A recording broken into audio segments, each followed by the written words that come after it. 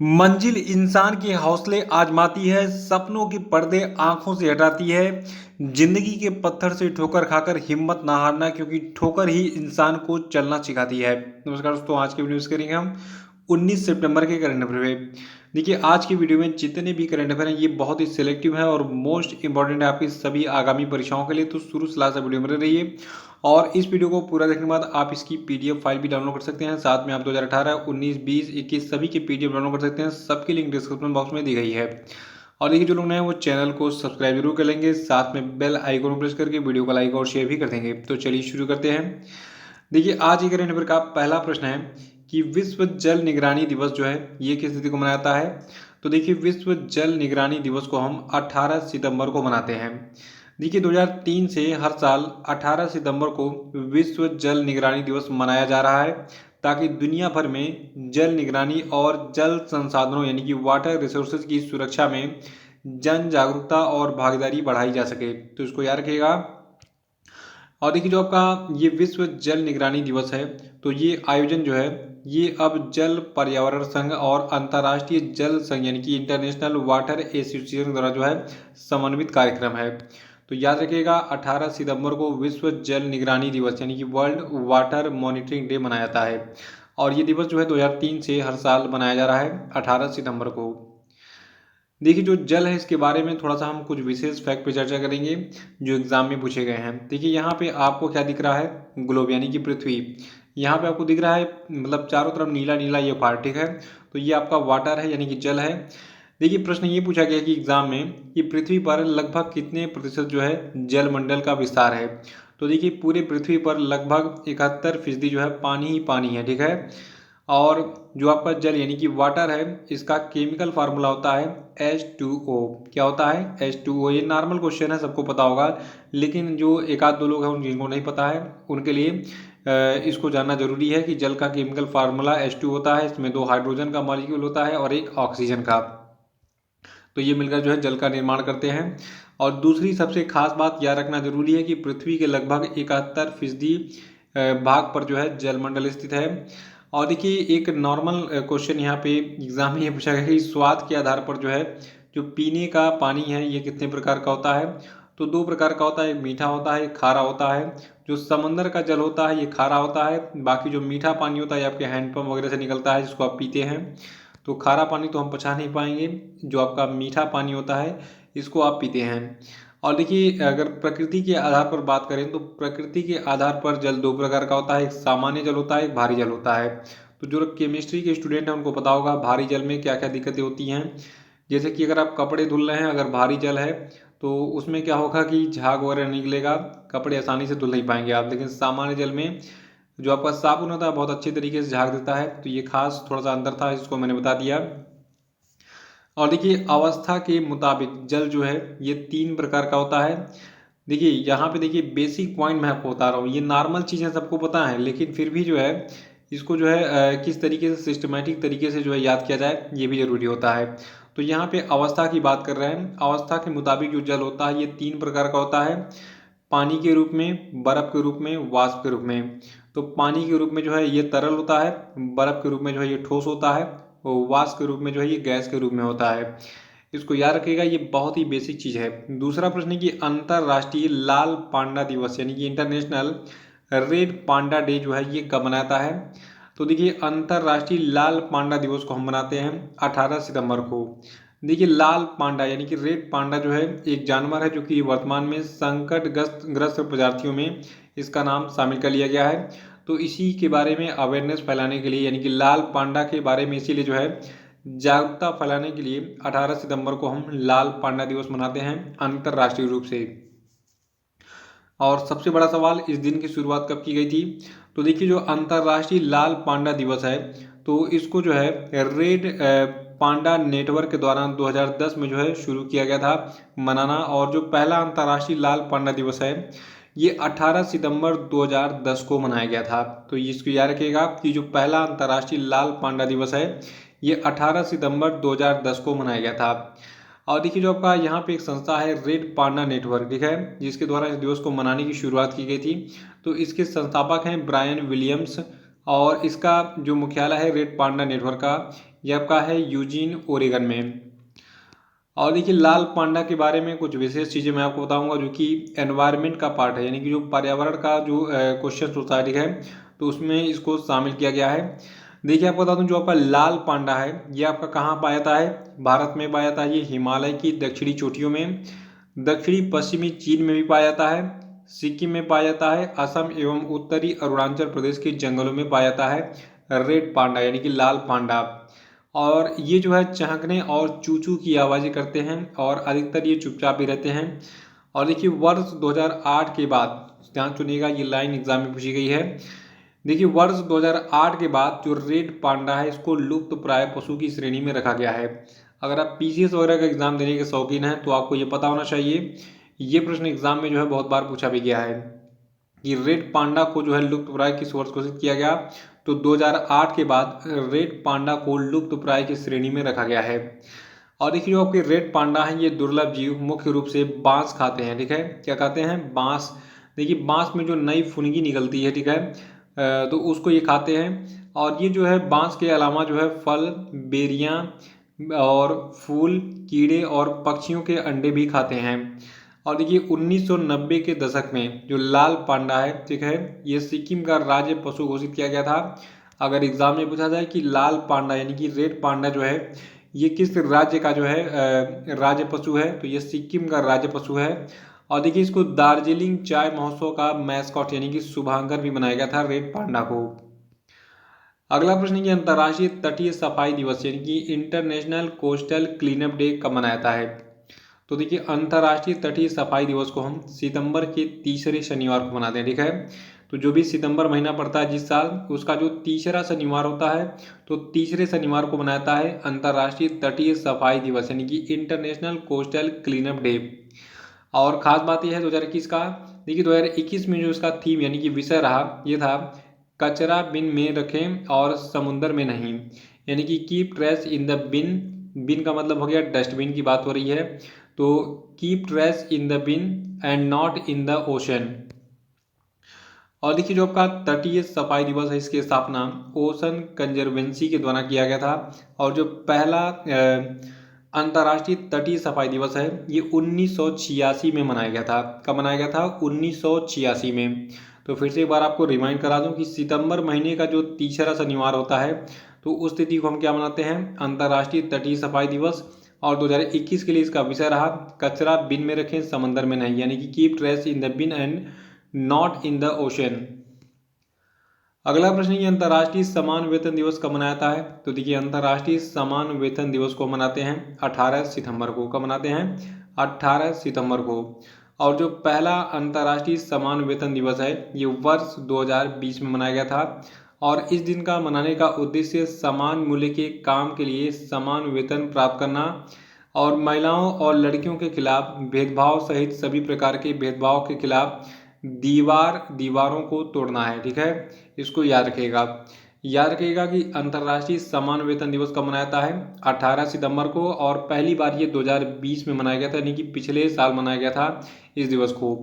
देखिए समान वेतन दिवस का मतलब टारगेट मेन क्या है, इसको याद रखिएगा कि जो मेल फीमेल होते हैं इनको बराबर सैलरी दी जाए, तो इसीलिए जो है ये दिवस अंतर्राष्ट्रीय समान वेतन दिवस मनाया जाता है। अगला प्रश्न हमारा बहुत ही पॉपुलर प्रश्न है एग्जाम के लिए, विश्व बांस दिवस यानी कि वर्ल्ड बम्बू डे कब मनाया जाता है।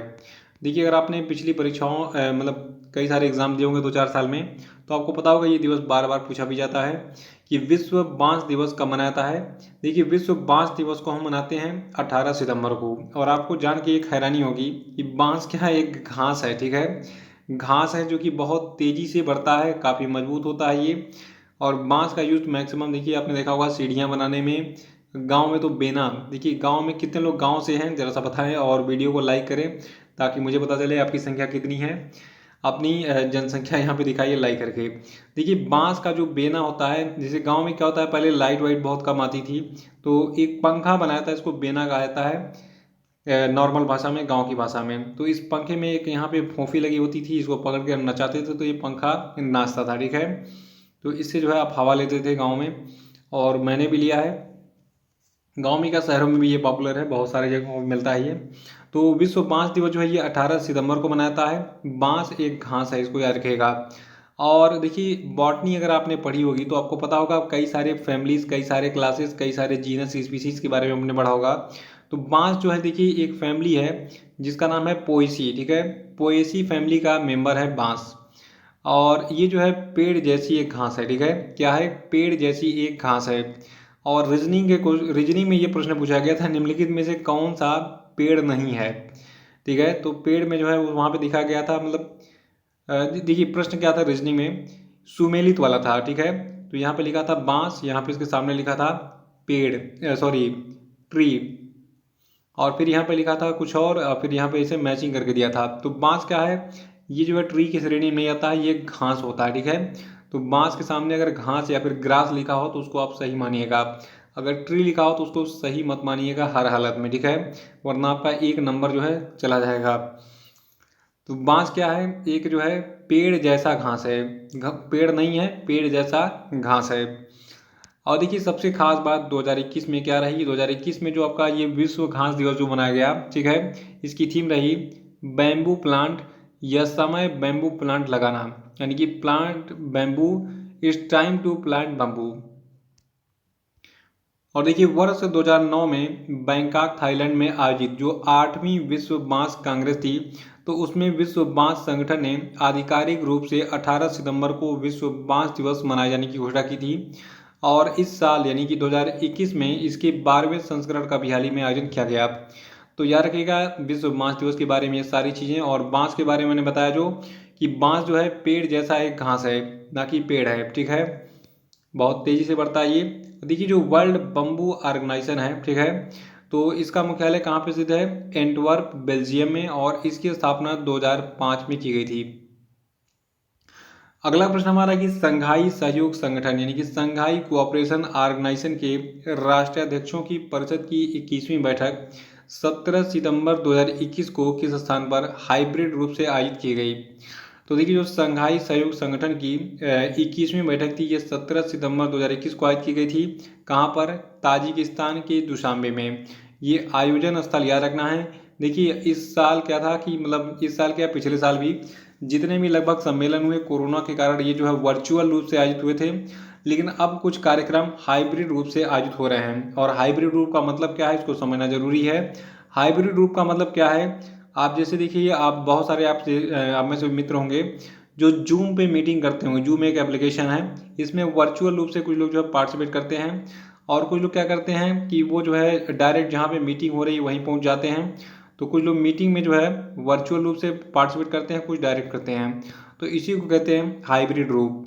देखिए अभी हाल ही में जो ताजिकिस्तान के दुशांबे में संघाई सहयोग संगठन के राष्ट्राध्यक्षों की परिषद की 21वीं बैठक आयोजित की गई थी, तो इसमें भारतीय प्रतिनिधि मंडल का नेतृत्व प्रधानमंत्री मोदी ने किया था वीडियो लिंक के माध्यम से। देखिए अगर आपने देखा होगा जूम पे मीटिंग में आपको अगर सम्मिलित होना था तो आपको एक लिंक मिलती है, आप लिंक डालेंगे, फिर पासवर्ड डालेंगे, फिर आप इस मीटिंग में आपकी यहाँ पे ऐसे ऐसे फोटोज है बहुत सारे लोगों की दिखने लगती है। तो इसी तरीके से पीएम मोदी ने भी जो है इसमें पार्टिसिपेट किया था। लेकिन एक खास बात ये रही कि दुशांबे में भारत का जो प्रतिनिधित्व है ये विदेश मंत्री डॉक्टर एस जयशंकर ने किया था, क्योंकि यहाँ ये इस सम्मेलन में डायरेक्ट पार्टिसिपेट करने गए थे पीएम मोदी की तरफ से।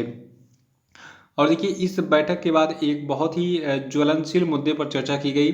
ये मुद्दा था अफगानिस्तान पर एक आउटरीच सत्र का, ठीक है? तो इस बैठक के बाद यानी कि जो 21वां बैठक था संघाई सहयोग संगठन के राष्ट्राध्यक्षों की परिषद का, ठीक है, तो इसके बाद एससीओ और सामूहिक सुरक्षा संधि संगठन के बीच में अफगानिस्तान पर एक आउटरीच सत्र का भी आयोजन किया गया था कि भैया हमारा पैसा कहाँ पे लगा है अफगानिस्तान में, हम वहाँ पे ये परियोजना चलाए जा रहे हैं फलाने ठिकाने, तो हमारा पैसा कैसे निकलेगा। देखिए अफगानिस्तान में भारत ने एक सहतूत बांध प्रोजेक्ट भी चलाया था, लेकिन अब वहाँ पे जो है क्या है, तालिबानियों का कब्जा है, तो अब पता नहीं उसका क्या होगा, भारत का पैसा लगता है डूब जाएगा। और संघाई सहयोग संगठन की बात करें यानी कि संघाई कोऑपरेशन ऑर्गेनाइजेशन की बात करें तो इसका मुख्यालय कहाँ पे है? चीन के बीजिंग में, और इसके सेक्रेटरी जनरल हैं व्लादिमीर नोरो, और इसकी स्थापना 15 जून 2001 को हुई थी। और देखिए संघाई कोऑपरेशन ऑर्गेनाइजेशन की जो ऑफिशियल लैंग्वेज है आपकी है चाइनीज़ और रशियन। इसको याद रखिएगा, ये परीक्षा में बहुत बार पूछा जा चुका है कि एससीओ का ऑफिशियल लैंग्वेज क्या है, तो यह है चाइनीज और रशियन, और इसको शॉर्ट में एससीओ कहते हैं, संघाई कोऑपरेशन ऑर्गेनाइजेशन को। अगला है कि translating my self and other जो है ये किसकी लिखी गई पुस्तक है, तो देखिए translating my self and other जो है झुम्पा लाहिड़ी की पुस्तक है। देखिए झुम्पा लाहिड़ी नाम से लग रहा है कि ये बंगाली होंगी, लेकिन इनका परिवार बंगाल से है, ये बंगाल से नहीं है, ये पैदा अमेरिका में हुई थी और ये ब्रिटिश नागरिक भी मानी जाती हैं, ठीक है। तो देखिए जो झुम्पा लाहिड़ी जी हैं इनकी पुस्तक है translating my self and other, ये जल्द ही पब्लिश होगी 2022 के वसंत में, ठीक है। तो इस किताब को 2022 के वसंत में प्रकाशित करने की योजना है। और ये जो translating my self and other पुस्तक है झुम्पा लाहिड़ी जी की, तो ये जो है निबंधों का एक संग्रह होगा जो कि अनुवाद के अर्थ, अपने स्वयं के लेखन का अनुवाद और सभी भाषाओं में लेखन पर लाहिड़ी के अनुभवों को दर्शाएगा। और इस पुस्तक का प्रकाशन किसने किया है, प्रिंसटन यूनिवर्सिटी प्रेस के द्वारा जो है इसका प्रकाशन किया जाएगा। तो translating my self and other जो है ये झुम्पा लाहिड़ी की लिखी पुस्तक है, इसको याद रखिएगा। देखिए जो झुम्पा लाहिड़ी हैं इनकी अन्य पुस्तकें हैं इंटरप्रेटर ऑफ मेलाडीज, ये 1999 में पब्लिश हुई थी। और इनकी एक और पुस्तक है 2008 में पब्लिश हुई थी, अनएक्सटम्ड अर्थ, ठीक है। और ये 2008 में पब्लिश हुई थी। 2003 में इनकी किताब आई थी दी नेमसेक। और देखिए झुम्पा लाहिड़ी की एक बहुत ही पॉपुलर किताब थी नो बडीज बिजनेस, इसको एक अवार्ड भी मिला था सर्वश्रेष्ठ अमेरिकी लघु कहानी का 2002 में। ये पब्लिश हुई थी न्यूयॉर्कर के द्वारा 12 मार्च 2001 को। और इनकी एक और किताब थी हेल हेवन, ठीक है। तो ये जो है 24 मई 2004 को पब्लिश हुई थी। और इनकी एक और पुस्तक थी once in a lifetime, ठीक है। तो ये 1 मई 2006 को पब्लिश हुई थी। और ईयर्स एंड, ठीक है, ये पुस्तक जो है 24 दिसंबर 2007 को पब्लिश हुई थी। तो साल बाल नहीं पूछेगा, बस एक किताब का नाम रखिएगा नो बडीज बिजनेस जो है इसको सर्वश्रेष्ठ अमेरिकी लघु कहानी का पुरस्कार दिया गया था। ये पुस्तक झुम्पा लाहिड़ी की है, बाकी इनकी अन्य पुस्तकों के नाम मैंने आपको बता दिए हैं। याद रखिएगा एग्जाम में पूछा जाता है कि कौन सी पुस्तक किसके लिखी पुस्तक है, तो कुछ महत्वपूर्ण लेखक हैं उनकी पुस्तकों के बारे में पूछा जाता है। और अब आगे से जितने भी महत्वपूर्ण लेखक होंगे उनके सभी पुस्तकों को मैं आपको रिवाइज कराता रहूँगा। 8वां प्रश्न है कि भारत का 61वां सॉफ्टवेयर प्रौद्योगिकी केंद्र जो है ये किस राज्य में खोला गया। तो देखिए ये राज्य आपका है नागालैंड, ठीक है। भारत का जो 61वां सॉफ्टवेयर प्रौद्योगिकी केंद्र है ये नागालैंड में स्थापित किया गया है। और एक खास बात यह है इसको नागालैंड की राजधानी कोहिमा में स्थापित किया गया है। और जो ये सॉफ्टवेयर प्रौद्योगिकी पार्क है जो कि अभी हाल ही में नागालैंड में स्थापित हुआ है, ये नागालैंड में स्थापित पहला सॉफ्टवेयर प्रौद्योगिकी केंद्र होगा, इसको याद रखिएगा। और ये क्रम से भारत की बात करें तो भारत का ये 61वां सॉफ्टवेयर टेक्नोलॉजी पार्क है, ठीक है। तो भारत का 61वां जो सॉफ्टवेयर टेक्नोलॉजी पार्क है ये नागालैंड की राजधानी कोहिमा में स्थापित किया गया है, इसको याद रखना आपको हर हालत में। और एक चीज़ और है, ये नागालैंड में स्थापित पहला सॉफ्टवेयर प्रौद्योगिकी केंद्र होगा। और नागालैंड के बारे में आपको अभी डिटेल में बताता हूँ। देखिए नागालैंड के जो मुख्यमंत्री इनका नाम है नेफ्यू रियो। और नागालैंड की राजधानी है कोहिमा। नागालैंड का स्थापना दिवस 1 दिसंबर 1963 को मनाया। देखिए नागालैंड का जो स्थापना हुआ था ये 1 दिसंबर 1963 को हुआ था, इसलिए 1 दिसंबर को हम इसका स्थापना दिवस मनाते हैं। और नागालैंड जो है इसका उच्च न्यायालय है गुवाहाटी। और 2011 की जनगणना के आंकड़ों के अनुसार नागालैंड की जनसंख्या है 19,80,602। और देखिए नागालैंड में लोकसभा सीटों की संख्या 1 है, राज्यसभा सीट भी यहाँ पे 1 ही है, विधानसभा सीटों की संख्या यहाँ पे 60 है। और कुल जिले नागालैंड में 11 हैं, जनघनत्व यहाँ का 119, लिंगानुपात 931 है नागालैंड का। और नागालैंड के पहले मुख्यमंत्री थे पी शिडू एरो। और यहाँ पे अंग्रेजी भाषा बोली जाती है। और नागालैंड जो है यहाँ पे प्रमुख नदियाँ हैं दोयांग, दीखू और झाजी, ठीक है। तो नागालैंड की जो प्रमुख नदियाँ हैं कौन कौन सी हैं, दोयांग, दीखू और झाजी। और यहाँ पे जनजातियाँ पाई जाती हैं नागा, नबुई नागा, अंगामी, मीकिर, चांग और सुमी। देखिए जनजातियों के बारे में एग्जाम में बहुत पूछा गया है। तो जनजातियाँ, नदियाँ, ये दो चीज़ आपको पता होना चाहिए, कौन सी नदी किस राज्य में बहती है या फिर उसका उद्गम स्रोत क्या है, और कौन कौन सी जनजातियाँ किस राज्य में पाई जाती हैं। तो जो आपकी नागा, नबुई नागा, अंगामी, मीकिर, चांग और सुमी हैं, ये सभी प्रमुख जनजातियां हैं नागालैंड की। और नागालैंड की प्रमुख नदियां कौन सी हैं, दोयांग, दीखू और झाजी। और यहाँ पे एक बहुत ही फेमस उत्सव मनाया जाता है हार्नबिल उत्सव, ठीक है। तो हार्नबिल उत्सव जो है किस राज्य से संबंधित है? नागालैंड। देखिए ये उत्सव जो है अन्य राज्यों में मनाया जाता है, लेकिन अभी हम फोकस कर रहे हैं केवल नागालैंड पे।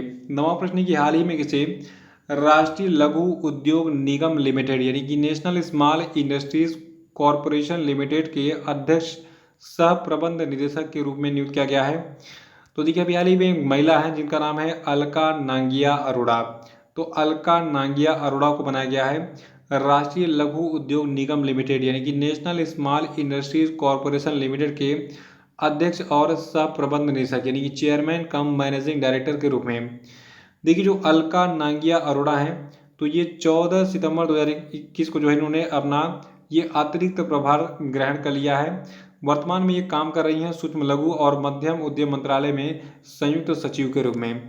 तो एक एक्स्ट्रा काम मिल गया है अलका नांगिया अरोड़ा को। अब देखिए जो राष्ट्रीय लघु उद्योग निगम लिमिटेड है, ठीक है, इसके बारे में बात करें तो ये 1955 में स्थापित एक मिनी रत्न कंपनी है, ठीक है, और ये भारत के सूक्ष्म लघु और मध्यम उद्यम मंत्रालय के अंतर्गत आता है। और ये MSME यानी कि micro small and medium enterprises यानी कि सूक्ष्म लघु और मध्यम उद्यम मंत्रालय की कई योजनाओं के लिए एक नोडल एजेंसी के रूप में काम करता है। तो ये डिटेल है राष्ट्रीय लघु उद्योग निगम लिमिटेड के बारे में, इसको एक्स्ट्रा में याद रखिएगा। और आज का हमारा आखिरी प्रश्न है कि हाल ही में डबल ओलंपिक हैमर थ्रो स्वर्ण पदक विजेता यूरी सेडिक का निधन हो गया। ये किस राज्य के निवासी थे? तो देखिए जो आपकी यूरी सेडिक है ये यूक्रेन के निवासी थे।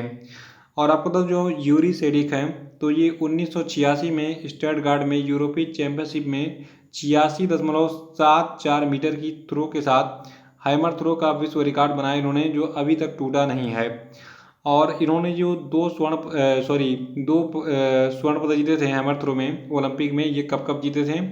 देखिए इन्होंने मॉन्ट्रियल कनाडा में 1976 के ओलंपिक में अपना पहला स्वर्ण पदक जीता था, और मास्को में 1980 के ओलंपिक में अपना दूसरा स्वर्ण पदक जीता था, किसमें? हैमर थ्रो प्रतियोगिता में। और यूक्रेन की बात करें जहाँ के ये निवासी हैं, तो देखिए अगर वर्ल्ड मैप देखेंगे आप, वर्ल्ड मैप में यूरोप का जो पार्ट है, यूरोप में आपको दिख जाएगा यूक्रेन, और यूक्रेन के मैप को अगर आप जूम करेंगे तो कुछ इस प्रकार का नज़ारा दिखेगा। और यूक्रेन की जो सीमा है ये किसके साथ लगती है?